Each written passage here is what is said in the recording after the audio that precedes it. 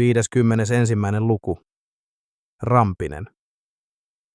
Minä hoidan tämän, Kiljunen sanoi ja astui eteen liisi liiveissään. Mä myyn mun ruumiini. Ei, me ei ruveta huoraamaan, Peltonen tyrmäsi idean välittömästi. Me halutaan kaljaa, ei elinikäisiä traumoja. Sitä paitsi tällä markkina-alueella susta saisi korkeintaan 03 oluen. Samassa nurkkapöydästä kuului rykäisy. Siellä istui mies yksinään. Hänellä oli päässään öljyinen lippalakki ja yllään haalarit, joiden rinnuksessa oli haalistunut firman logo. Mies näytti siltä, että hän oli kantanut koko 90-luvun laman painoa hartioillaan, ja se painoi paljon. Pöydällä oli rivi tyhjiä tuoppeja ja tuhkakuppi täynnä tumppeja. Peltonen siristi silmiään.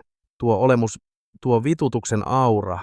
Se oli tuttu, mutta jokin ei täsmännyt. Mies näytti Jyrki Rampiselta, mutta vanhemmalta. Tai oikeastaan kulahtaneemmalta. Onko ongelmia maksupolitiikan kanssa? Mies kysyi. Ääni oli matala, raspiintunut ja kuulosti siltä, että se oli marinoitu diiselillä ja homeella. Peltonen lähestyi pöytää. Vähän sinne päin. Ollaan ulkopaikkakuntalaisia. Rahat jäi toisen pyyhkeen taskuihin. Mies tuhahti ja kaivoi taskustaan rypistyneen tupakka-askin. Tuttu tunne, rahat on aina jossain muualla.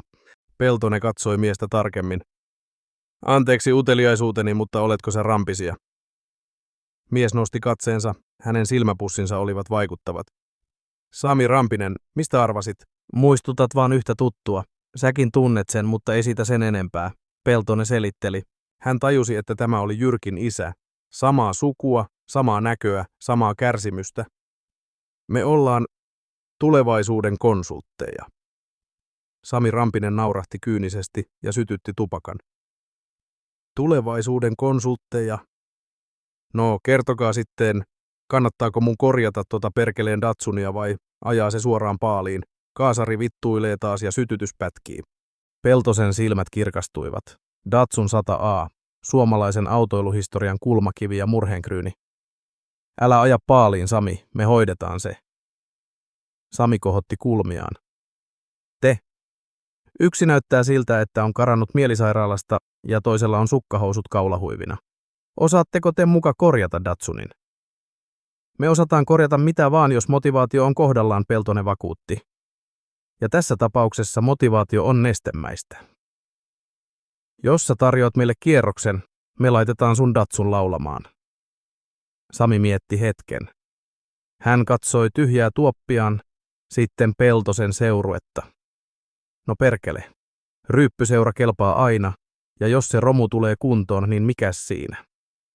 Tero, laita kierros näille hulluille, mun piikkiin.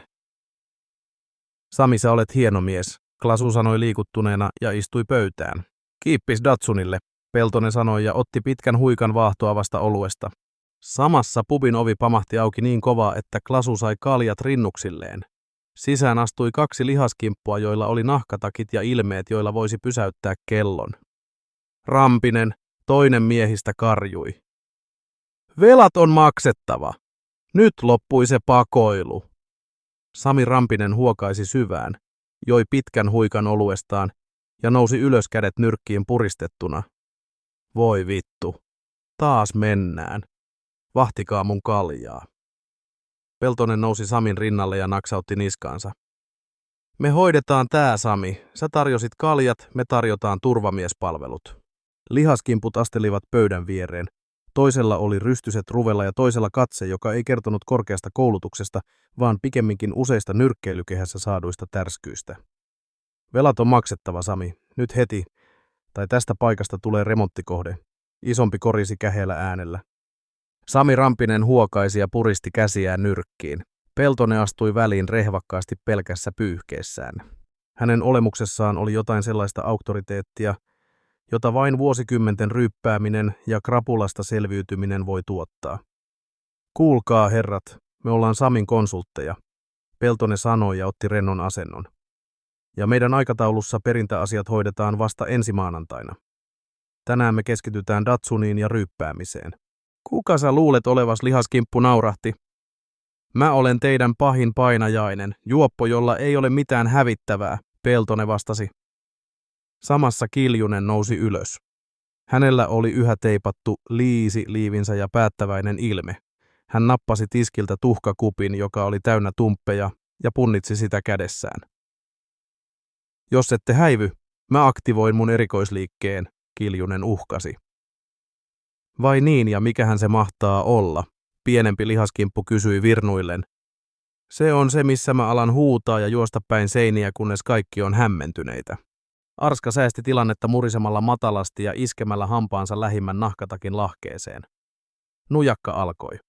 Tuoleja lenteli ja Kiljunen syöksyi mukaan huutaen jotain epämääräistä verotuksesta. Tohtori Yrjö ei osallistunut tappeluun, vaan tuijotti taskussaan olevaa mittaria. Tämä on se! Kaos ja entropia! Ne ruokkivat Jounia! Klasu kaivoi Jounin taskustaan. Esine alkoi väristä niin lujaa, että Klasun koko käsi muuttui sumeaksi. Jouni ei enää vain hohtanut. Se alkoi repimään pubin ilmaa auki. Violetti valo välähti tuhkakuppien ja nyrkiniskujen keskellä. Portaali aukeaa, Yrjö kiljui. Meidän on mentävä nyt. Peltone, joka olisi mieluusti jäänyt vielä tappelemaan, nappasi viimeisen huikan tuopistaan. Klasu viittoi muita kohti seinään ilmestynyttä savuista aukkoa. Peltone ryntäsi perään, mutta pysähtyi hetkeksi Samin kohdalle, joka oli juuri saanut lihaskimpun polvilleen. Sami! Peltone huusi portaalin huminan yli. Lyö kaikki rahasi vetoa jääkiekon MM-finaalissa. Tulos on 4-1 ja voittaja on... Mutta portaali päästi valtavan jyrähdyksen, joka peitti voittajan nimen alleen. Sami jäi seisomaan hämmentyneenä keskelle tappelua, kun Peltone ja kumppanit imeytyivät valoon. 52. luku. Playa del Ingles. Laskeutuminen ei tällä kertaa tapahtunut tahmealle parketille, vaan polttavan kuumalle hiekalle. Ilma ei haissut enää pinttyneelle tupakalle, vaan suolaiselle merivedelle, kookosöljylle ja sille epämääräiselle aromille, joka syntyy, kun tuhannet turistit polttavat nahkansa samanaikaisesti.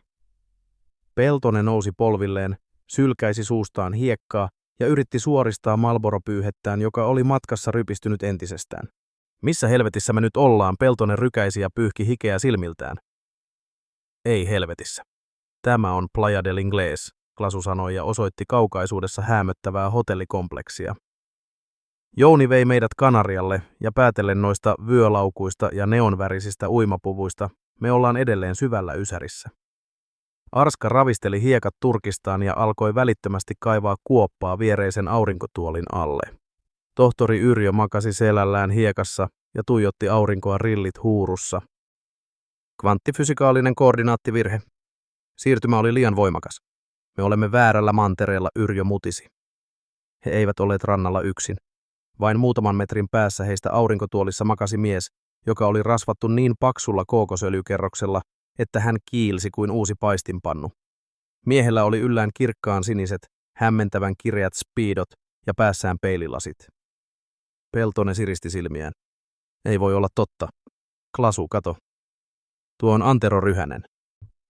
Ai se Ryhänen, joka hylkäsi Impalan, koska tuulilasi oli liian huonossa kunnossa, Klasu kysyi. No montako Ryhästä me tunnetaan? Sama mies, mutta 30 vuotta nuorempana ja näköjään ilman huolen häivää, Peltone sanoi ja asteli Ryhäsen luo. Ryhänen laski lasejaan ja katsoi hiekkaisia miehiä epäluuloisena. Mitä te siinä seisotte? Onko teillä pirtua myytävänä?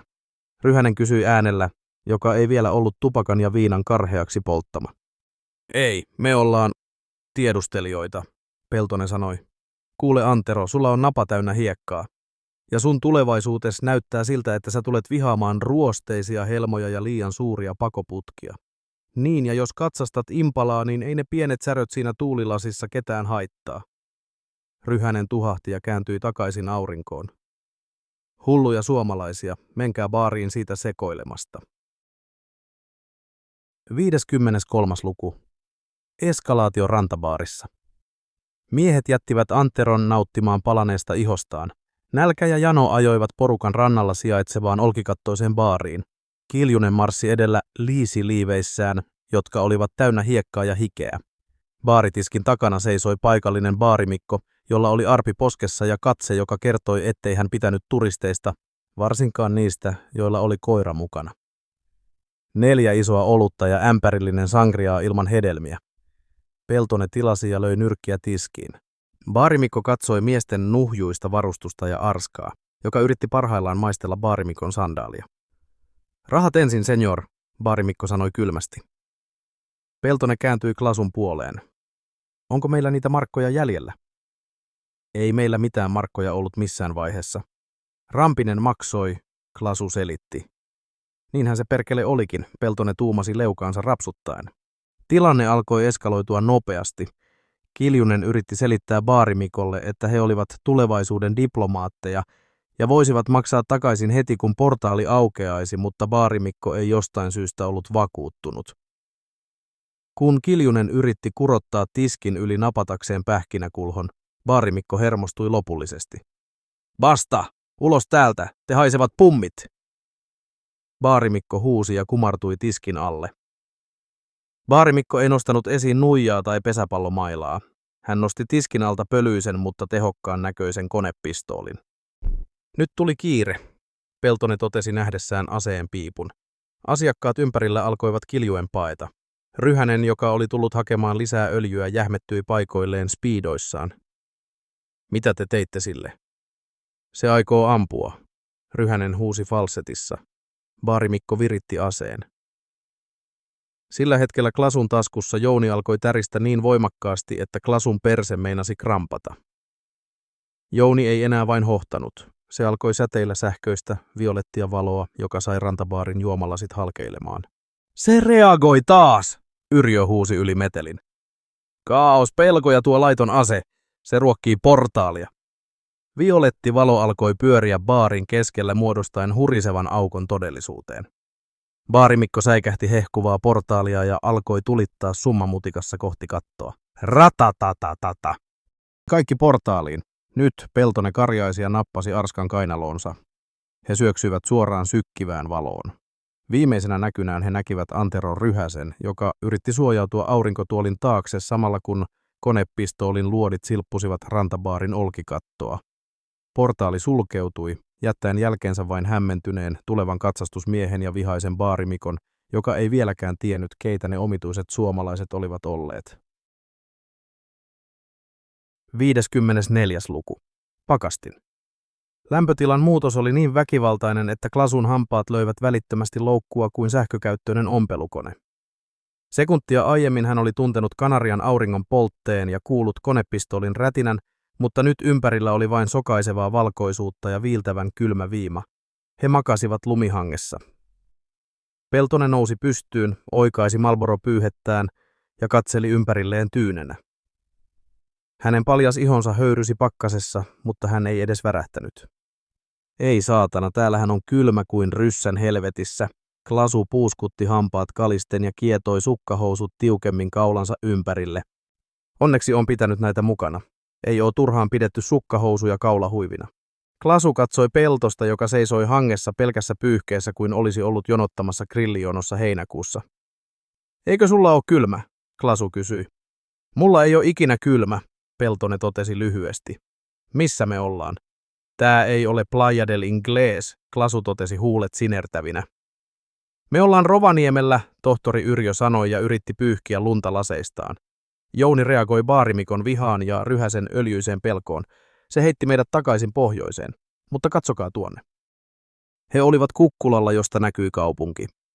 Koko Rovaniemi tuntui hehkuvan sinistä ja valkoista valoa. Autot tööttäilivät alhaalla ja jostain kaukaa kuului rytmikäs huuto. Suomi, Suomi, Suomi!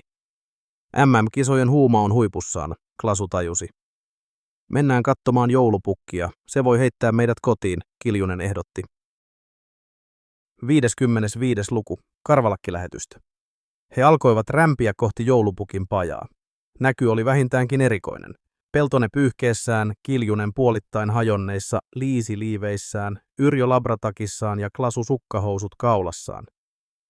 Arska oli ainoa, joka näytti nauttivan, se loikki hangessa kuin hullaantunut kaniini. Joulupukin kylä ei näyttänyt idylliseltä postikortilta. Vuoden 1995 toukokuussa se oli hämärän rakennustyömaan ja matkailun välimuoto. Jouni alkoi sykkiä punavalkoista valoa, joka synkronoitui kaukaisuudessa soivan Techno-remix joulumusiikin kanssa. Tuolla Klasu osoitti suurta hirsirakennusta, jonka ovella paloi 2 valtavaa ulkotulta. He ryntäsivät sisään. Eteisessä heidät pysäytti 2 tonttuasuihin pukeutunutta miestä, joilla oli molemmilla paksut parrat ja epäilyttävän punaiset nenät. Seis. Pukki on varattu.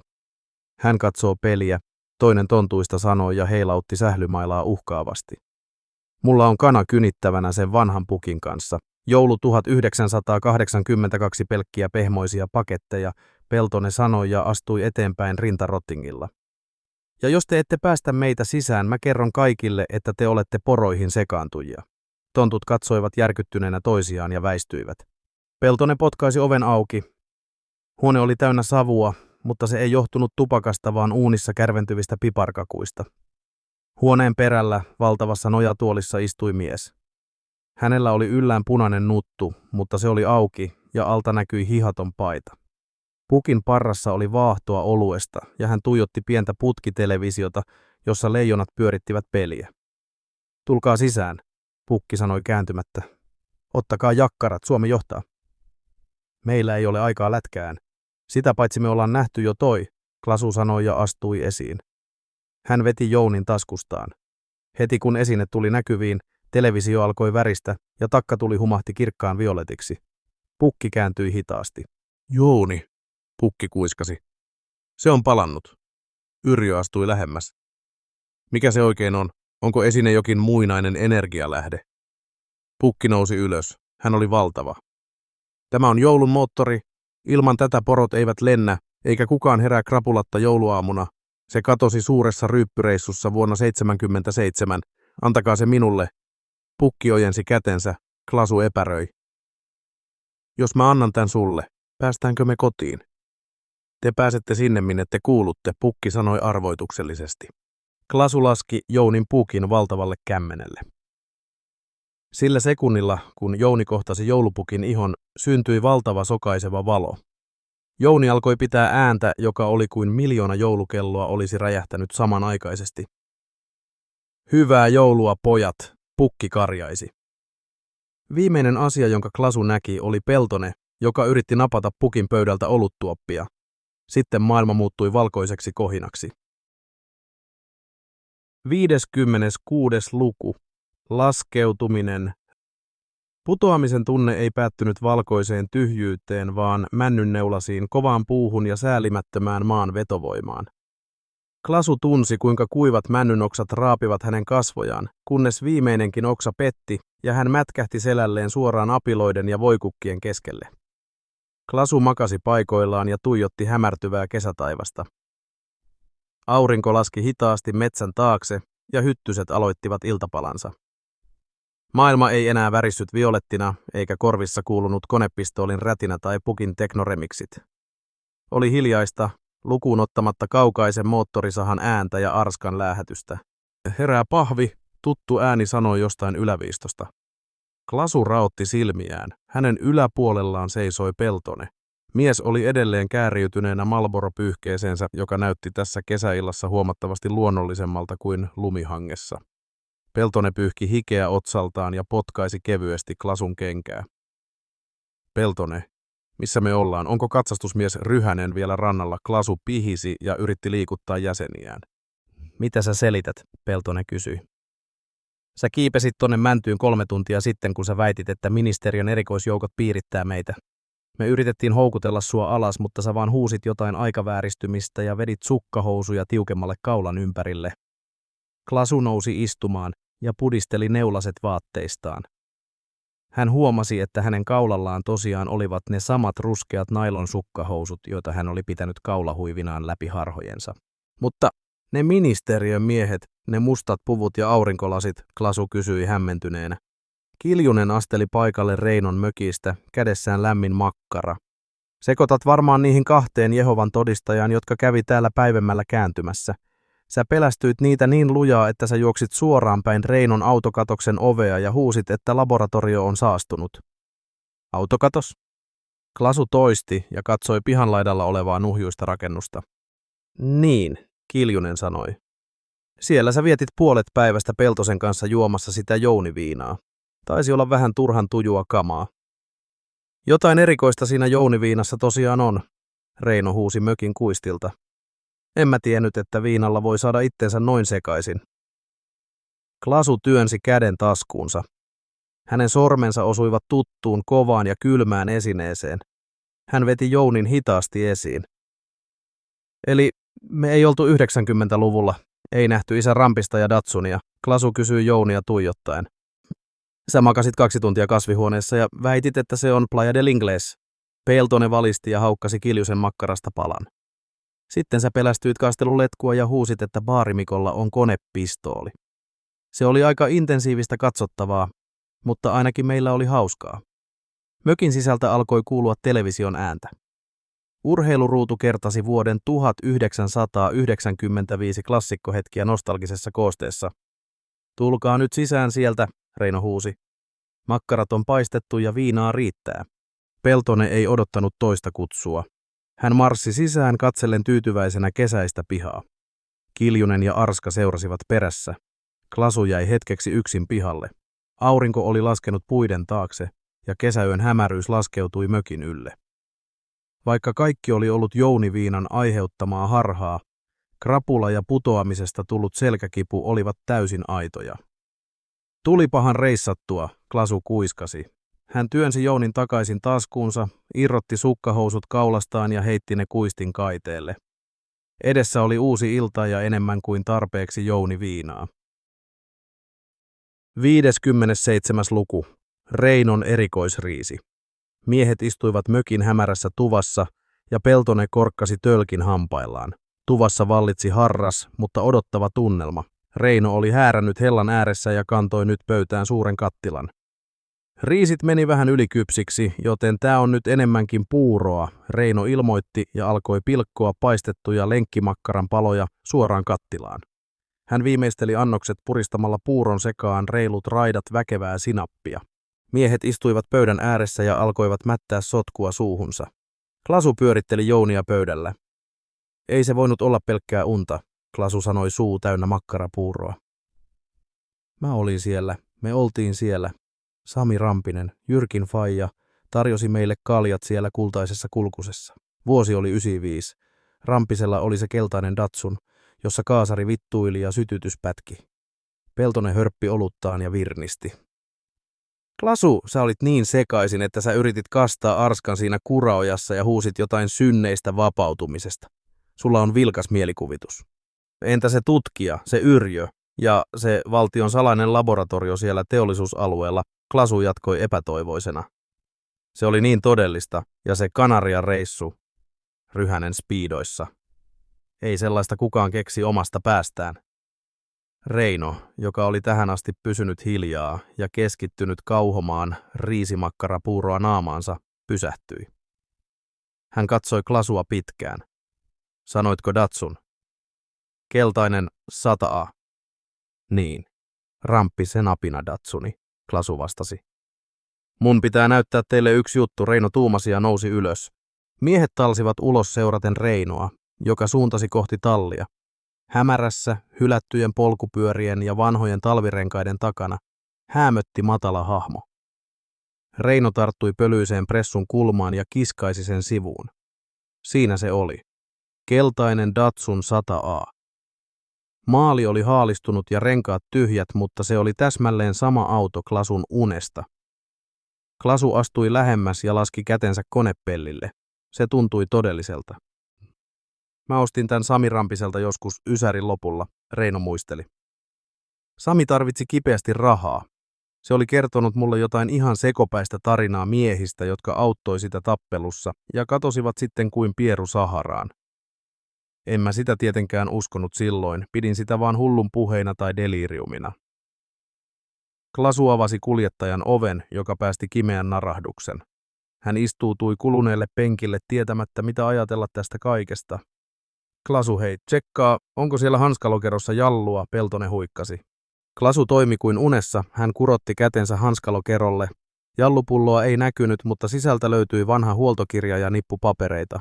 Klasu alkoi selata papereita. Hän halusi löytää Rampisen nimen jostain. Ennen kuin hän löysi nimeä, vastaan tuli rypistynyt, taiteltu lehtileike. Klasu taitteli paperin auki. Otsikko oli Keijon bensakeidas avaa ovensa. Otsikon alapuolella oli valokuva. Klasun kädet alkoivat täristä. Kuva oli otettu paikallisen huoltamon Keijon bensakeitaan avajaisissa. Etualalla kunnanjohtaja leikkasi nauhaa juhlallisesti, mutta taustalla, tien toisella puolella, näkyi keltainen Datsun parkissa pub kultaisen kulkusen edessä. Kuvasta erotti myös hämäriä hahmoja pubin sisällä. Siellä, ikkunalasin takana, näkyi 3 hahmoa, yksi pyyhkeessä, yksi teipatuissa luotiliiveissä ja mahdollisesti Klasu itse, ruskeat sukkahousut kaulassaan. He näyttivät siltä, että he olivat parhaillaan keskellä elämänsä nujakkaa. Ei jumalauta, Peltonen kuiskasi Klasun olan takaa ja tuijotti kuvaa. Nuo juopot ikkunassa näyttää ihan meiltä, mutta tuo Keijon bensakeidashan on avattu joskus 30 vuotta sitten. Reino ojensi kätensä ja Klasu antoi lehtileikkeen miehelle. Reino katsoi kuvaa ja nyökkäsi hitaasti. Se oli ottanut tämän lehtileikkeen talteen, kun tässä kuulemma näkyi ne kadonneet miehet. Kieltämättä tässä on jotain tuttua. Sami oli ihan murtunut mies, kun se joutui myymään Datsunin. Se liittyi siihen, että joku viittasankari oli pubissa huutanut sille jotain vedonlyönnistä jääkiekon MM-kisoissa. Mitä se sanoi, Klasu kysyi ääni väristen. Sami sanoi, että se oli kuullut vain alun. Se tyyppi oli huutanut, lyö kaikki rahasi vetoa lätkän MM-kisojen voittajasta. Mutta huutelija oli kadonnut ennen kuin oli ehtinyt sanoa kumpi voittaa, Reino kertoi. Sami sitten pani kaikki rahansa likoon Ruotsin voiton puolesta siinä finaalissa, mikä on ihan ymmärrettävää. Ainahan ne oli voittanut, mutta kaikki me tiedetään, miten siinä kävi. 4-1 Suomelle. Sami menetti kaiken. Klasu katsoi Peltosta. Sä yritit sanoa sille, että Suomi voittaa, hän sanoi hiljaa. Klasu katsoi taas lehden kuvaa. Taidetaan olla Rampiselle pari pitkää velkaa, Klasu totesi hiljaa. Peltonen hörppäsi oluttaan ja pudisti päätään. Älä puhu paskaa, se oli Rampisen oma moka, aina lyödään vetoa Suomen puolesta, näytti tilanne miten pahalta tahansa, pitäishän se nyt tietää. Tähän päättyy teos Jouni Viina.